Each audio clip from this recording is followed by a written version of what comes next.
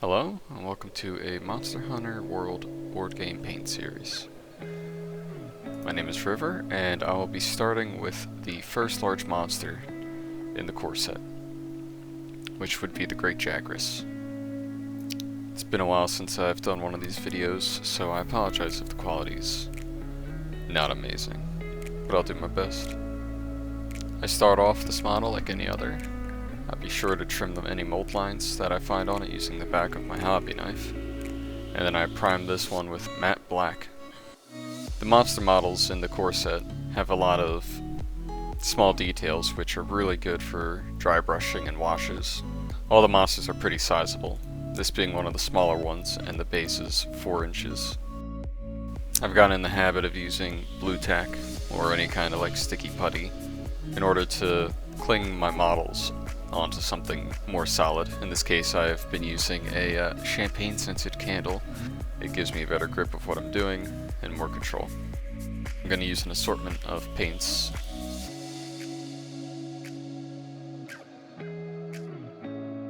I start using a wider brush to lay down the initial base coat of green on the entire bottom half of the monster.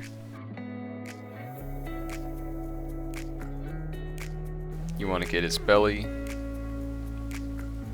his shoulders, and the extra skin on the neck.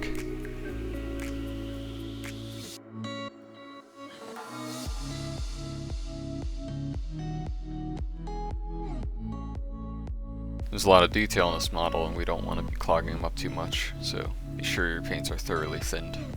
I'm told the consistency of milk is what you're aiming for.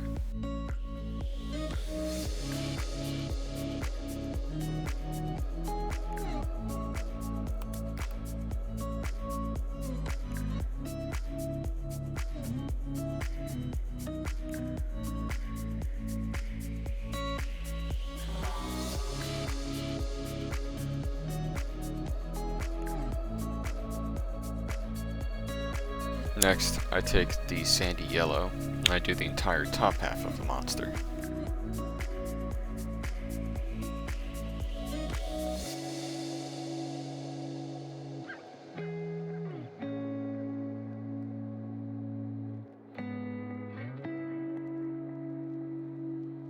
Yellow is a harder color to paint over something like black, so if you want, you could base coat this with something that'll stick a little better, like brown, and then go back over with the yellow. And that might give it a bit more of an umber look.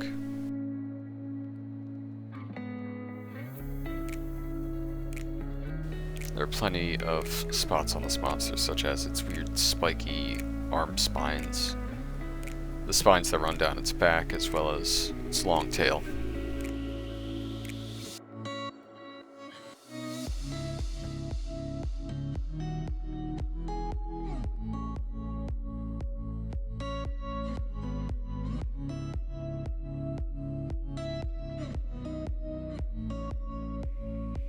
Next up, I mix my yellow with my beige in a 1-to-1 ratio, and I begin doing the hair.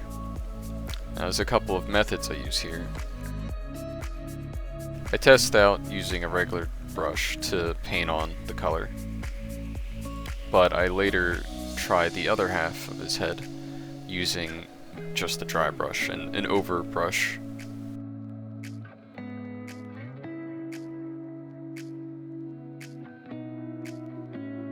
In hindsight, maybe it would have been better to use a slightly darker color to base coat this, and then come back over with the lighter combination of colors that we've created here. However, I think that the end product is pretty good in itself. The method you use could be any of them, but I find that the dry brush, with maybe a little more paint on it, not so much taken off when you wipe the brush off on a fabric or cloth. I find the dry brushing works best because there's plenty of texture to the hair.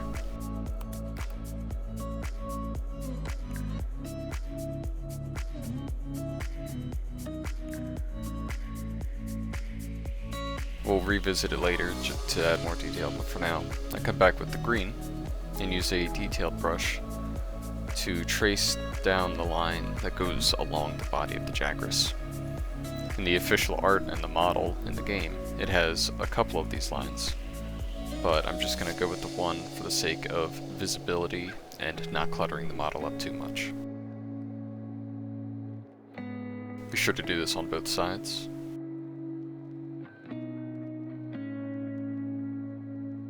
I use that same yellow from the beginning to paint stripes on its arms, just a couple tiger stripes on each shoulder.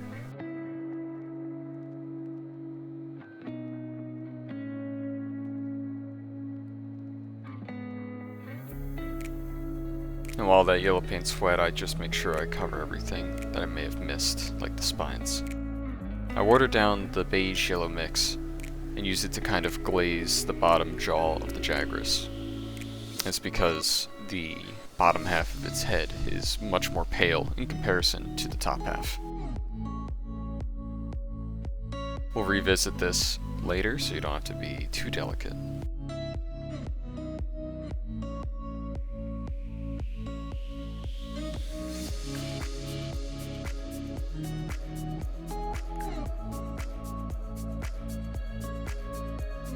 Small amount of red to color the eye.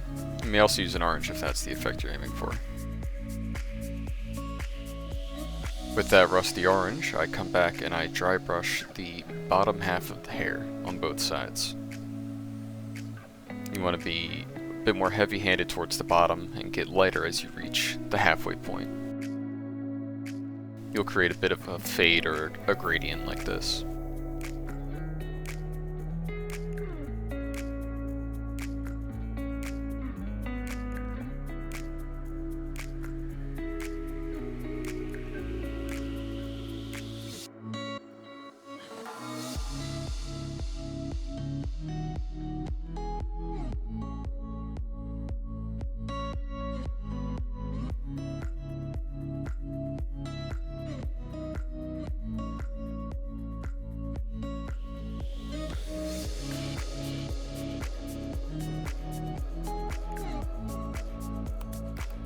I also use this orange to kind of paint the spines that go along the creature's back, just very delicately. I revisit with that same color mix and just make sure the colors are solidified and emphasized on top.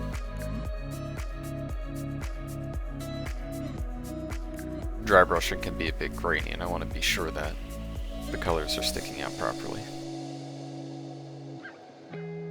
With the orange, I go back and I dry brush the tail up until it's just about to reach its body.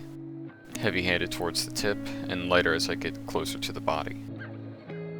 You don't want to be too heavy-handed because then the stripe going down the body will not be as visible.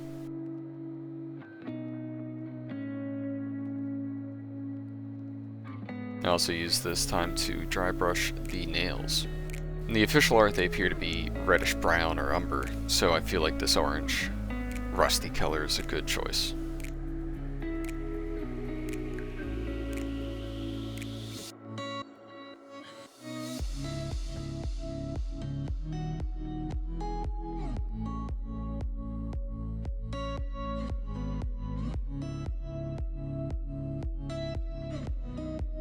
With the colors blocked in, it'd be a sin not to use some washes on such a detailed model. I use a 3:1 ratio of flesh wash to dark wash, and then I add water in a 1:1 ratio of wash to water. I use this wash mix to color all of the umber and yellow on the model. I apply it generously so it gets between all the scales. I'd be sure to wick away any wash that begins to pool in large puddles around the model, as to not cause any glossy messes.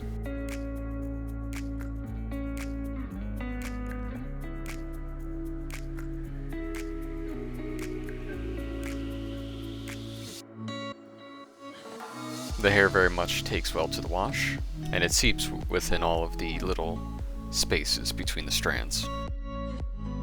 This wash also does a good job at blending the umber colors, like the reddish, with the yellow.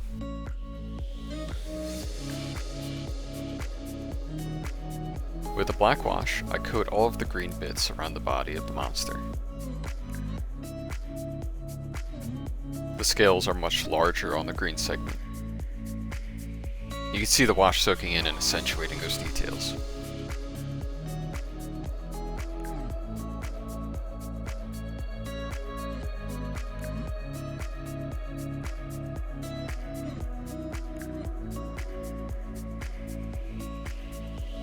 After I let the model dry for about half an hour, I come back with that beige yellow mix and dry brush it very lightly on top of the hair. That way it'll kind of seem like the light's coming from above and it's brighter furthest away from the orange.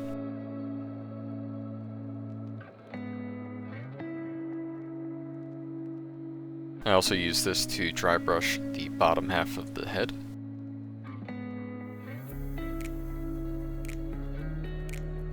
A little more heavy-handed with the segment to kind of make the pale bottom jaw stick out.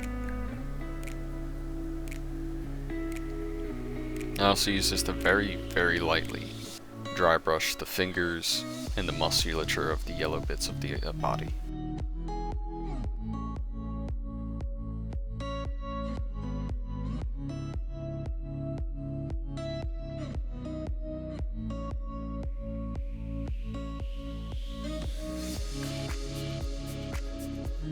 Smallest amount of bright yellow to just give the iris of the eye some color.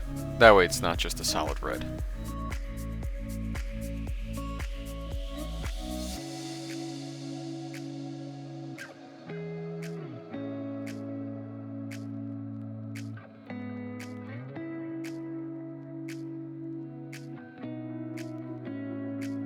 Using your choice of ivory or bone color, I go ahead and I just lightly paint the teeth that you can see. I don't know if you could tell, but my dog got a hold of the model before I could, and there's a bit of a bite mark on his lip. Using the green, I very, very gently dry brush the different bits of the body so that it can kind of bring the color back up from the wash. It's also at this point that I remember to detail the space around the eye, where it kind of has like the jagged 3 stripes running down his face. I just kind of do 3 stripes coming down. No really rhyme or reason to them. I opt for larger, less shaped ones, that way they're more visible from the tabletop.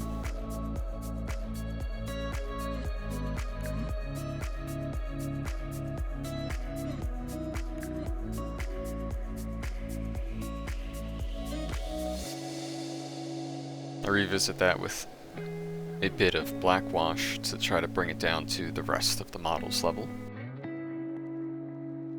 You could also use this time to darken any facial details that you think want to be accentuated a bit more.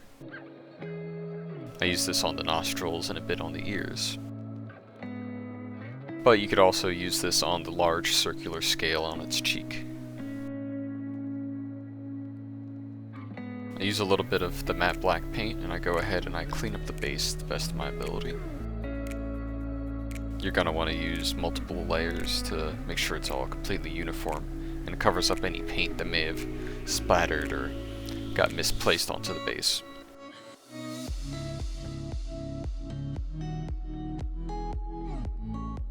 With that, I'm calling the Jagras done. It's been quite a while since I've made one of these, so hope I impressed. I'd like to continue making them again. Next up is either the Anjanath or the Toby Kadachi. Maybe when I'm done the core set, I'll revisit the Devil May Cry board game and finish the expansion packs. But till then, if you liked the video, leave a comment, and I'll see you in the next one.